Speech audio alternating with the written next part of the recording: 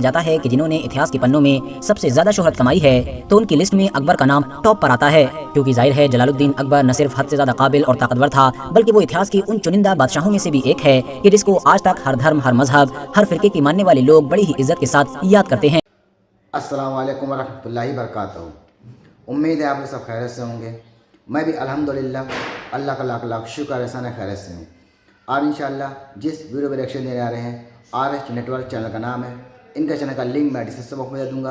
आप लोगों ने चैनल सब्सक्राइब करिएगा और मेरी वीडियो को अंत तक देखिए। दोस्तों हम लेके आए बेहतरीन वीडियो है आपकी। ये वीडियो भी है मुग़ल सल्तनत के ऊपर। मुग़ल सल्तनत की बुनियाद ज़हीरुद्दीन बाबर ने रखी, उसके बाद उनके बेटों ने आगे जाके संभाली। तो जब भी कभी मुग़ल सल्तनत का नाम आता है तो ज़हीरुद्दीन बाबर का नाम सबसे पहले आता है, क्योंकि सबसे होशियार, ताकतवर और समझदार बादशाह जो थे वो ज़हीरुद्दीन बाबर अकबर थे। अकबर के हुकूमत में पूरे हिंदुस्तान में लगभग हुकूमत फैलती जा रही थी धीरे धीरे। अकबर बहुत ही होशियार थे और अकबर को हर मज़हब के लोग मानते भी थे। तो आइए हम जानने की कोशिश करते हैं कि वीडियो के जरिए ज़हीरुद्दीन बाबर के बारे में जानेंगे, अकबर के बारे में जानेंगे और मराठाओं के बारे में जानेंगे और औरंगज़ेब बादशाह आलमगीर जो थे उनके बारे में जानेंगे। इस वीडियो के ज़रिए से किसकी क्या पोजीशन थी, क्या हकीकत है, क्या सच्चाई है। तो वीडियो को अंत तक ज़रूर देखिएगा और अच्छी लगे तो शेयर करिएगा। तो चलिए बिना देरी के पहले वीडियो स्टार्ट करते हैं, फिर उसके बाद बात करते हैं।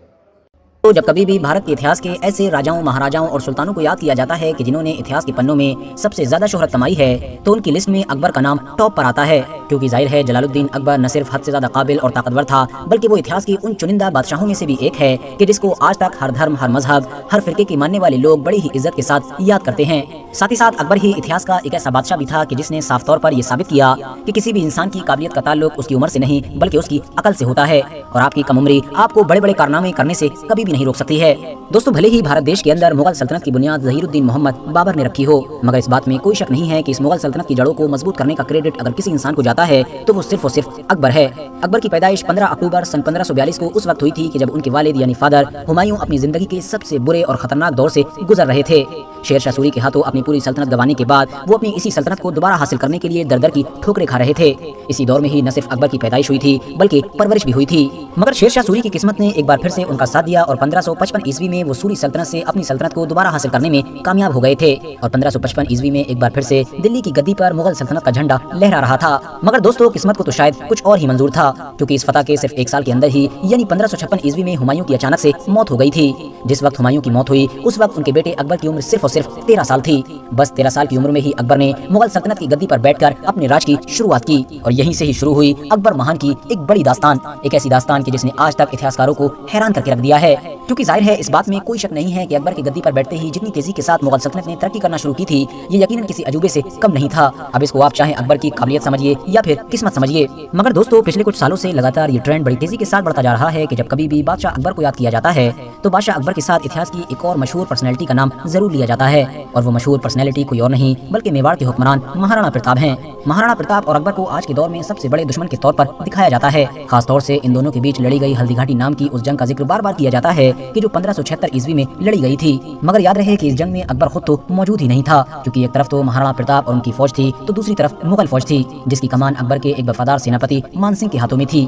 बात करें अब अगर इस जंग के रिजल्ट के बारे में तो आपको बताते चलें कि अगर हम लोग पिछले 10-20 सालों में पैदा होने वाले नए नए बड़े बड़े इतिहासकारों की बात को छोड़ दें तो लगभग सभी इतिहासकार इस बात पर एग्री हैं कि इस जंग में मान सिंह की जीत हुई थी, यानी वही मान सिंह कि जो मुगल सल्तनत की फौज को लीड कर रहे थे। इतना ही नहीं वक्त वक्त पर बहुत सारे लोग महाराणा प्रताप और अकबर की तुलना करते हुए भी नजर आते हैं, जबकि ये तुलना पूरी तरह से बेजोड़ है, बल्कि ये तुलना करना ही इतिहास के साथ सबसे बड़ा मजाक है। ये तुलना करना बिल्कुल ऐसा ही होगा जैसे आज के दौर में कोई इंसान एक प्रधानमंत्री की तुलना किसी जिले के MLA या फिर मेयर के साथ करे। अब आप लोग सोचिए कि क्या किसी प्रधानमंत्री की तुलना किसी जिले के किसी पद पर बैठे हुए इंसान से की जा सकती है? यकीनन बिल्कुल नहीं, क्योंकि उस दौर में जहां एक तरफ अकबर आधे से भी ज्यादा भारत को जीत चुका था तो वहीं दूसरी तरफ महाराणा प्रताप एक छोटे से अपने सूबे को बचाने की कोशिश कर रहे थे।